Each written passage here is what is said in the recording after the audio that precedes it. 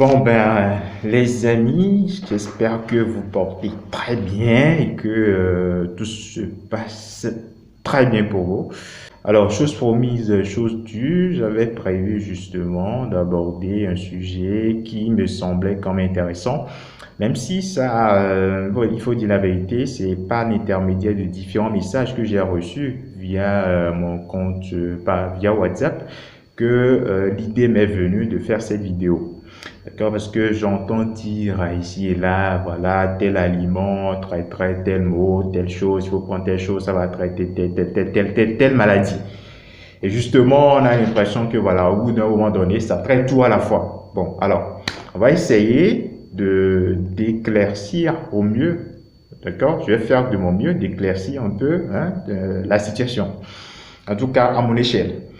Et restez bien jusqu'à la fin de cette vidéo. D'ailleurs, si vous êtes nouveau, je vous en prie, vous êtes libre, complètement libre de vous abonner, bien évidemment, de liker, de laisser un message, de partager, etc.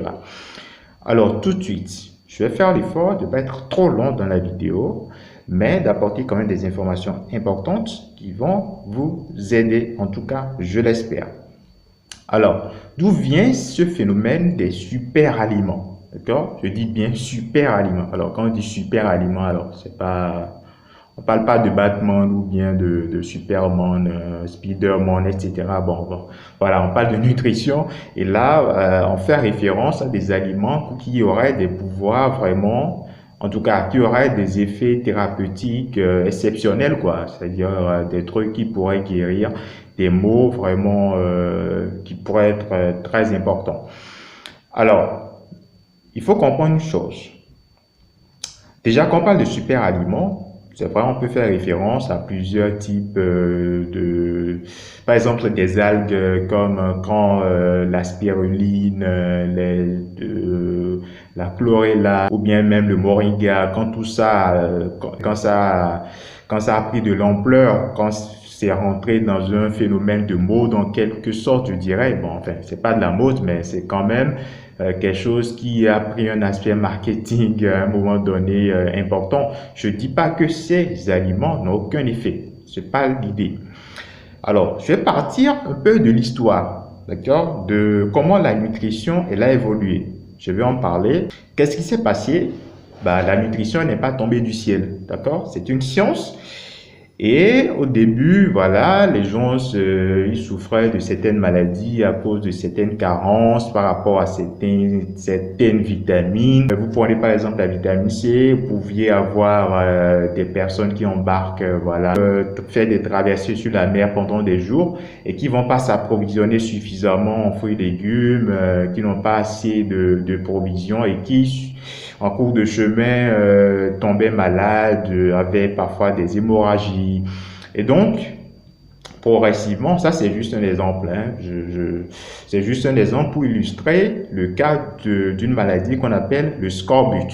D'accord? Donc, les gens qui pouvaient avoir, pas que des personnes qui embarquaient, qui traversaient la mer pendant des jours et des jours, mais des situations où vraiment les personnes pouvaient avoir des hémorragies, différents troubles comme de la fatigue, et puis se sont aperçus en fait que c'était des symptômes avec le temps, que c'était des symptômes liés à une maladie qu'on appelle le scorbut. Ils ont juste essayé des protocoles.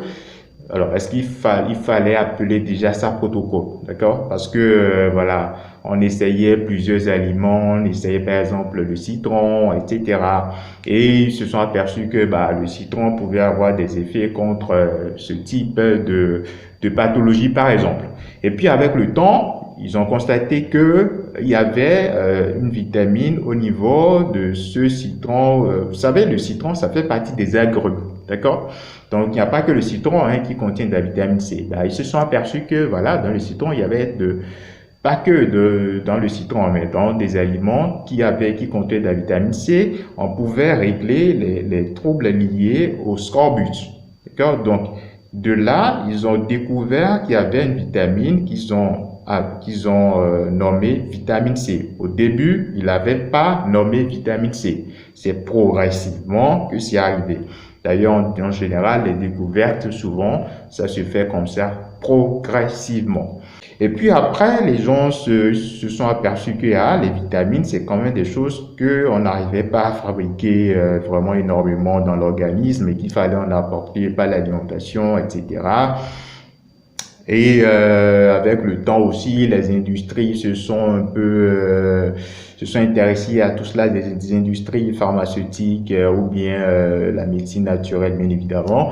Et puis il y a eu l'avènement des compléments nutritionnels diététiques, compléments bio, donc des multivitamines ou si vous voulez des monovitamines. Enfin, si le mot existe dans le dictionnaire.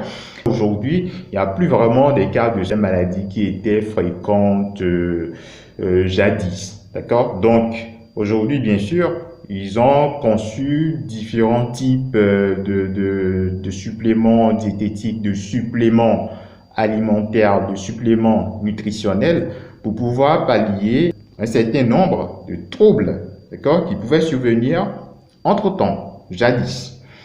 Alors, sauf que le truc, c'est que un supplément alimentaire ne pourra jamais remplacer un aliment. D'accord? Parce que lorsque vous prenez un aliment, il y a plusieurs composants dans cet aliment. Je prends par exemple, si vous voulez, on prend juste alors, on pourrait prendre un exemple très simple, un basique. On prend une orange, d'accord? Dans une orange, vous avez bien sûr de la vitamine C, je n'en disconviens pas, mais vous avez également des fibres alimentaires et vous avez du fructose, d'accord? Donc, vous avez des macronutriments, vous avez notamment des micronutriments, en l'occurrence la vitamine C, et puis vous pourriez avoir également, pas que vous pourriez avoir, vous avez des fibres alimentaires.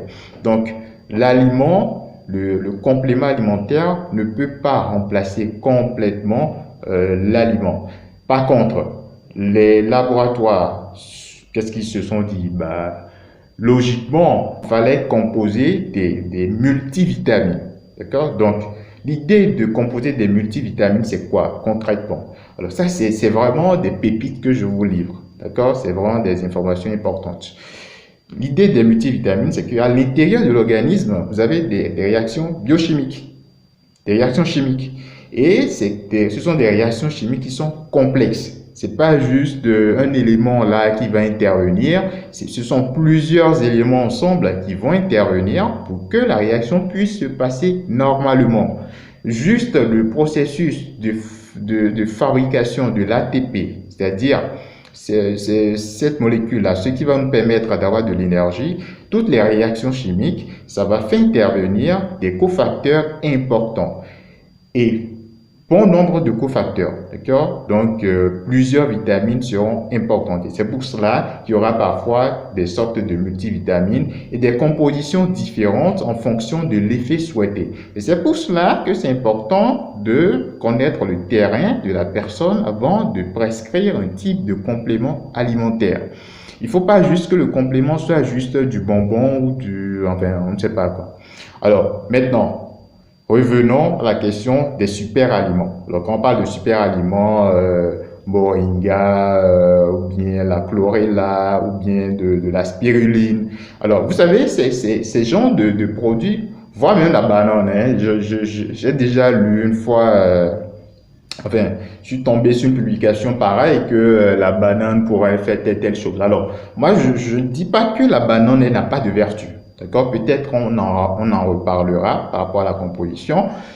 Mais parfois, il faut dire les choses telles qu'elles sont. Parfois, les gens, ils exagèrent tout simplement. Et quand vous commencez à sortir certains mots, avant d'en arriver là, je vais vous dire, je vous explique un truc très simple. D'accord? Lorsque vous sortez quelque chose, quel que soit le produit, peu importe, au début, vous avez une période où ça peut être difficile à marcher, d'accord?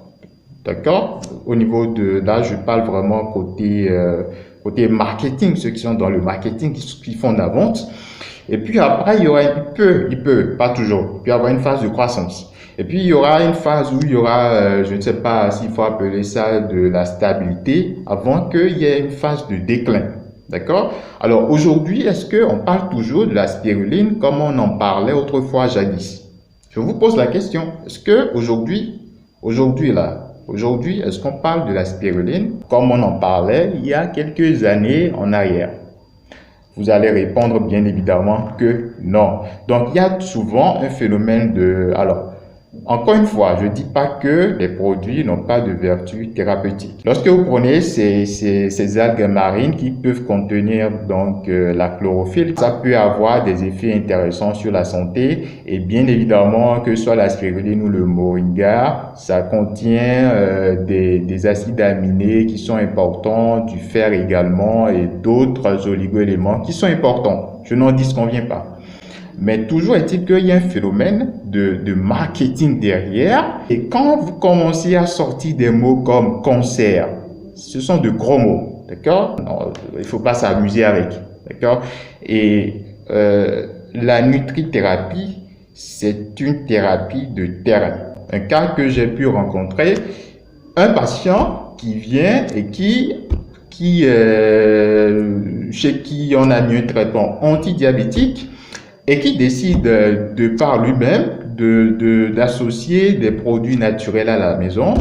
Et un jour, il revient à l'hôpital dans un état d'hypoglycémie. Il ne pouvait pas tenir debout.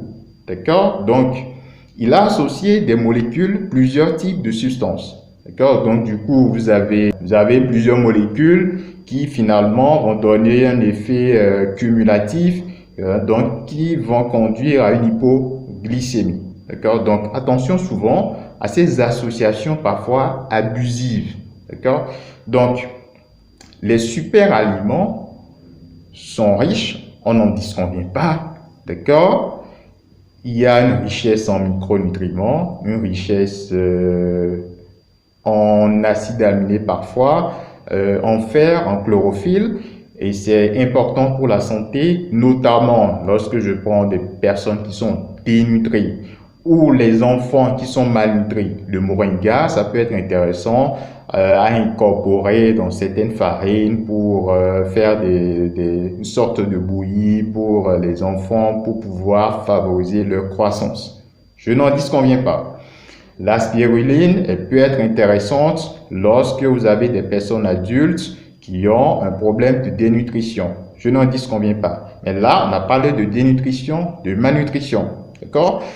Mais lorsque vous avez une alimentation équilibrée, variée, d'ailleurs, ceux qui disent souvent ayez une alimentation équilibrée, variée, consommez 5 portions de fruits et légumes par jour, je suis obligé de leur donner raison, même si c'est un peu simpliste de ramener toute la nutrition à cette phrase. Mais voilà, si vous avez une alimentation variée, équilibrée, et que vous avez 5 portions de fruits et légumes par jour, où sera le déficit? Il n'y aura pas forcément de déficit. Alors, pour les personnes qui sont végétariennes, ou bien qui sont végétaliens, ou bien qui sont véganes, ils peuvent avoir parfois, pas toujours, ils peuvent avoir des déficits en vitamine B12 et en fer. Et dans ce cas-là, attention, il ne faut pas croire que le fer qui est dans les aliments de source végétale soit le fer le mieux biodisponible au niveau du corps, au niveau de l'organisme. C'est-à-dire que le fer présent au niveau, le fer de source animale, en tout cas son absorption, son utilisation au niveau de l'organisme serait meilleure que le fer provenant d'une source végétale. Et la vitamine B12, il faut en apporter lorsque on est en pratique une sorte on est végétarien ou végétalien ou vegan, peu importe. Donc, il faut penser à cela. Et donc, on peut être amené à s'intéresser à ces super aliments, spiruline, moringa, etc. Mais le fer présent dans ces super aliments, c'est pas le meilleur fer qui existe. Alors, bien sûr, il y a des fers qui existent, des formes de fer qui existent sous forme de suppléments alimentaires. D'accord? Donc, je n'en disconviens pas. Donc, les amis, un truc très simple, les super aliments, oui, d'accord, c'est intéressant. Les super aliments, il y a une richesse en nutriments. il y a une richesse en vitamines, en fer, ça pourra contenir de la chlorophylle. Au début, vous avez un phénomène un peu de mode où tout le monde s'intéresse à la molécule parce qu'on dit que ça peut faire telle chose.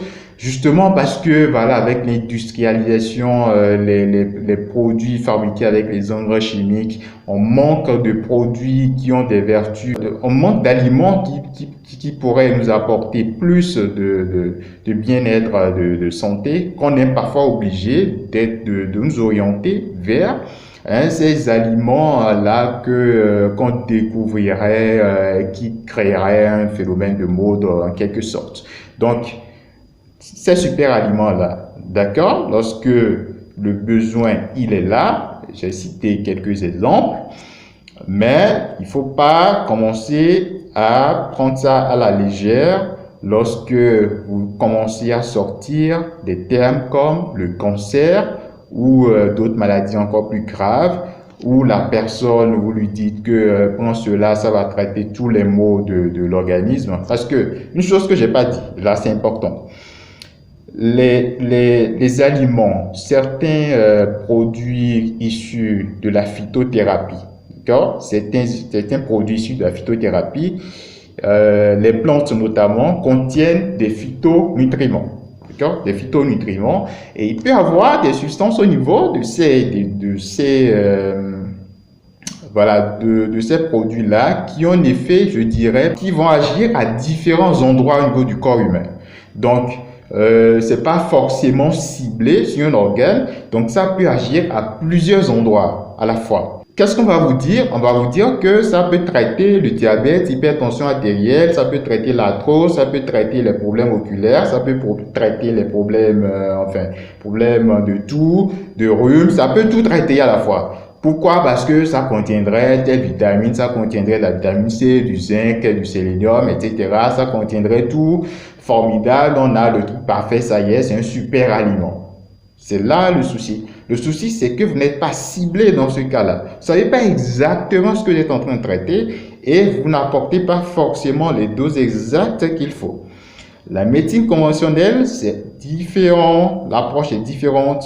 Il faut un diagnostic, il faut connaître la cause, il faut comprendre le terrain. Et comprendre le terrain, c'est aussi, de l'autre côté, penser aux aliments qui puissent permettre à l'organisme de se renforcer. Brièvement, les super aliments, oui. Le phénomène ultra marketing où on pense que voilà, l'aliment, ça va régler tous les problèmes de la terre, tous les problèmes du monde. Attention à ce phénomène qui peut se répandre rapidement parce que voilà, il y a ce phénomène du bouche à oreille ou bien des réseaux sociaux ou des médias, etc. Attention. D'accord? Donc, voilà, je tenais à partager avec vous ces notions importantes sur ces super aliments. Alors, je ne vais pas parler de la banane, etc. Mais en général, voilà, quand on pense aux super aliments, les gens s'y pensent pas immédiatement à la banane. Quand même, la banane, elle a des vertus. Hein. Bon, on pourrait en parler dans une autre vidéo, mais quand même, elle a quand même des vertus. Les aliments ont leurs vertus. Il y a des aliments, bien sûr, qu'il faut éviter, mais il y a des aliments qui ont des vertus. On n'en disconvient pas. Mais lorsque le processus pathologique, il est là, il faut penser à une consultation auprès d'un professionnel de la santé. Et bien sûr, s'il faut rajouter des produits sous forme de suppléments alimentaires, de suppléments diététiques pour venir compenser les problèmes de terrain, là, on verra cas par cas. D'accord? Donc, c'est aussi simple que cela. Super aliment, on aurait bien aimé que ce soit le paradis, mais si c'est pas le paradis, bah, il faut suivre les choses étape par étape et ne pas inventer tout et n'importe quoi. Essayez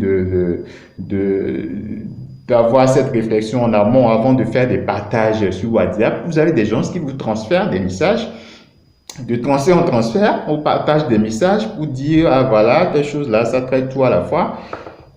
Mais lorsque la maladie elle est là, attention. En termes de prévention, formidable, en termes de prévention. Déjà, un truc tout simple, qui semblerait en tout cas tout simple, tout bête, c'est manger équilibré et varié, avoir 5 portions de fruits et légumes par jour, ne pas manger trop salé, trop sucré, trop gras, je dirais surtout pas trop de mauvaises sources de graisse. J'ai fait une vidéo là-dessus, vous pouvez aller la voir. Donc, des conseils complètement basiques. Et si vous pensez que pendant une période donnée, vous n'avez pas mangé suffisamment, il y a des problèmes, quelques carences qui pourraient exister, c'est possible d'utiliser certains aliments dits super aliments, hein, enfin Superman ou des sortes de Spiderman, peu importe comment vous les appelez, mais pensez lorsqu'il y a une pathologie donnée à faire une consultation pour pouvoir savoir de quoi il s'agit réellement, véritablement. Parce que les prétendus super aliments peuvent avoir des effets à plusieurs endroits au niveau de l'organisme et c'est pas forcément ciblé et vous ne savez pas toujours la dose exacte qu'il faut. Ça, c'est important. Voilà ce que j'avais à dire. On a été un tout petit peu long, pratiquement, on a dépassé la vingtaine de minutes. On va s'en arrêter là. Je vais vous souhaiter une excellente soirée. Portez-vous bien. N'oubliez pas de vous abonner. C'est juste un petit clic là, juste en bas. Ça ne prend pas beaucoup de temps et ça aide énormément dans les vidéos. Ça permet, et surtout lorsque vous partagez, ça permet à d'autres personnes de découvrir justement, de découvrir la chaîne et d'être informé, de recevoir également ces informations que vous recevez gratuitement. Parfois, j'ai des questions, vous m'envoyez des questions sur WhatsApp. Pour ceux qui ont mon contact WhatsApp, qui m'envoient parfois des questions. Il y a aussi mon adresse mail, peut-être que je la laisserai juste en bas. Mais j'ai décidé, voilà, de mettre en place un service. Vous pouvez me contacter directement par ce service et ça me permettra de mettre à votre disposition certains programmes vidéo qui sont en fait axés sur le diabète, l'hypertension artérielle, non, d'accord? Le diabète, le surpoids, l'alimentation chez la femme enceinte, parce que quand on est enceinte, là, on mange pas n'importe quoi, d'accord? Alors, qu'est-ce que j'ai pas cité? Alimentation et vieillissement, des conseils. Et tout ça, c'est fait sous forme de programme vidéo. Alors, le service en question, vous allez voir un lien juste en bas de la vidéo, en description. Alors, quand on dit en description, il y a certains qui ne comprennent pas. En fait, il faut défiler. Vous tapez un peu sur le titre de la vidéo en bas et vous faites défiler en bas. Vous verrez le lien ou bien je laisserai le lien sous forme de message en bas. Et donc, lorsque vous allez sur la page, vous allez voir que je propose 10 conseils nutritionnels sur une thématique de votre choix. D'accord? Mais le choix, il se fait en fonction de différents sujets. Par exemple, les sujets que j'ai eu à citer. Lorsque vous me posez de questions à travers ce service, bah moi je vous donne assis à une vidéo, un programme vidéo qui vous permet justement d'avoir les conseils de façon claire. Et c'est plus que un ou deux ou trois conseils ou 5 conseils, d'accord? Ce sont vraiment des vidéos comme vous me voyez là et je vous explique un peu ce que vous pouvez faire à votre échelle, d'accord? Voilà, merci beaucoup d'avoir suivi la vidéo. Portez-vous bien. Bon, il y a un truc que je fais souvent à la fin de la vidéo. Pour ceux qui veulent.